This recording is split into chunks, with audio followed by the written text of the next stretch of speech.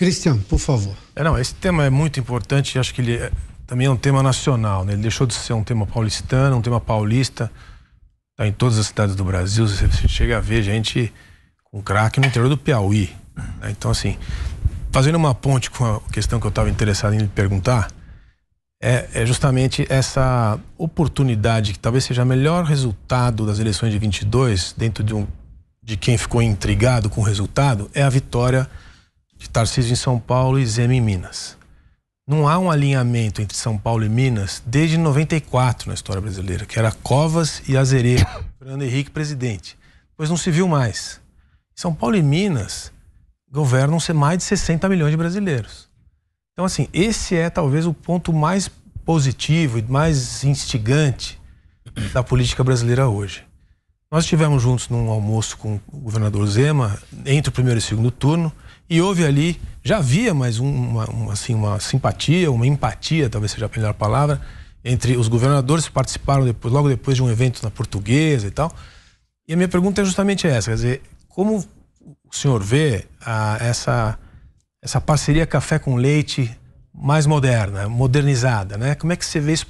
É muito cedo em falar em 26, nós estamos começando aqui uma administração, mas inegavelmente essa aproximação tem um apelo muito positivo para São Paulo, para Minas e para o Brasil inteiro, né? Como é que você vê essa integração de governos? Inclusive na questão da droga também, porque, enfim...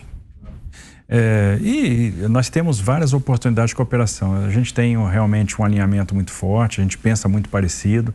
Eu tenho um excelente relacionamento com o governador Zema, que para mim é um excelente governador, e é de fato tão bom que foi reeleito, né? A qualidade do governo Zema foi referendada nas urnas. Então eu vejo o Zema como uma grande liderança. Então há vários pontos de interseção, vários pontos de cooperação. Tem a questão do combate à droga, tem a questão desse aproveitamento da oportunidade de nova industrialização, tem a questão da cooperação na área da infraestrutura e, obviamente, a gente tem como estabelecer mecanismos de defesa em comum, né? Porque isso em algum momento vai ser necessário. Por exemplo, a nossa posição conjunta vai ser fundamental para um bom contorno, uma boa definição da questão da reforma tributária. Porque São Paulo e Minas unidos tem muito peso. Isso não pode ser desprezado. Eu tenho certeza que isso já foi percebido no Congresso Nacional. Então, felizmente, a gente está caminhando muito bem, a relação de apreço, de admiração é mútua, é muito grande. E, para mim, o Zema é um dos grandes quadros da política brasileira hoje. E a nossa ideia é caminhar junto, sim. E tem mais gente que cabe nesse grupo aí? Claro. De governadores aqui do Paraná, do Rio, enfim? Claro, a gente está fortalecendo o nosso consórcio Sul e Sudeste. Tivemos uma reunião recente no Rio de Janeiro, então, o governador do Rio, né, o Cláudio Castro, o Zema estava presente, o Ratinho Júnior, né, o governador de Santa Catarina, do Rio Grande do Sul, então, o Jorginho Melo, o Eduardo Leite. Eu entendo que a gente está formando aí um grande bloco para defender esses interesses do Sul e Sudeste de maneira uníssona, né, de maneira coordenada. O senhor acha que essa é a reação possível do que um Estado, dentro da lógica da Federação Brasileira, que é bastante questionável por vários pontos de vista, de reagir, por exemplo, a políticas que o governo federal implementa e que vão contra a lógica da recuperação? O senhor vem de um governo que recuperou a economia no meio de uma guerra, num pós-pandemia. E, aliás, pegando só um ponto extremamente importante, zerando o tributo federal, negociando com o Congresso a redução de imposto do Estado. Aliás, São Paulo está reclamando ICMS também, porque houve aumento da arrecadação no ano passado, não houve? Houve. Mesmo com a redução? No ponto de vista federal, sim. Do ponto de vista estadual, não. Não houve aumento de imposto? De arrecadação, não. Na verdade, São Paulo perdeu na última perna, ali no último semestre, em função da perda, porque o ICMS de combustível era muito representativo. Mas o fato de recuperar a economia no momento daquele, a medida não é válida, porque o senhor está desonerando impostos. O governo federal está reonerando combustíveis. Os caminhos são absolutamente opostos. O que a gente está percebendo, né? A gente escolheu alguns setores, né? Nós soltamos 11 decretos de desoneração, então a gente reduziu o ICMS. De certa forma, é um mecanismo de defesa de São Paulo, para a gente se blindar dessa guerra fiscal, para a gente tornar as nossas empresas mais competitivas. E depois de fazer esse movimento, o que a gente notou? nós tivemos um aumento de faturamento naqueles setores que foram desonerados. Então significa que a medida foi acertada, significa que a gente está tendo agora um ganho, ou seja, reduzir imposto, estou aumentando a atividade. Então foi bom.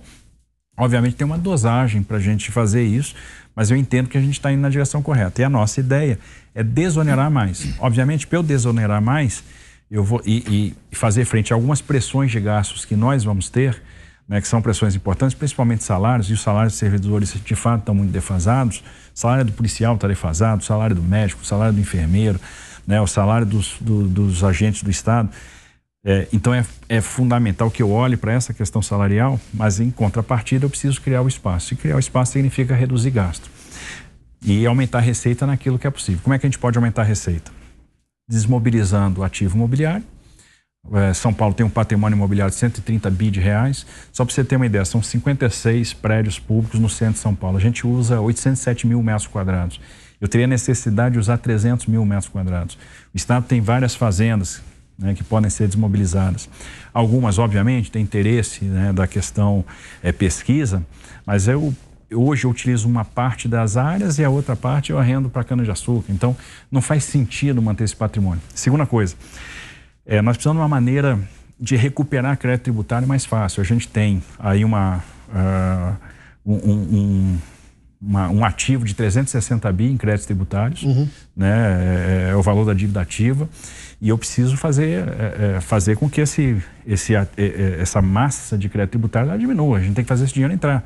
Então, que tipo de burocracia eu estou impondo a quem quer liquidar seu débito com o Estado e não está conseguindo? Então, fazer até o paralelismo com o que acontece hoje no âmbito federal é importante. E mais, as ações de securitização da dívida que podem gerar uma receita importante. E o outro ponto é uma reforma administrativa, para enxugar, para diminuir de tamanho.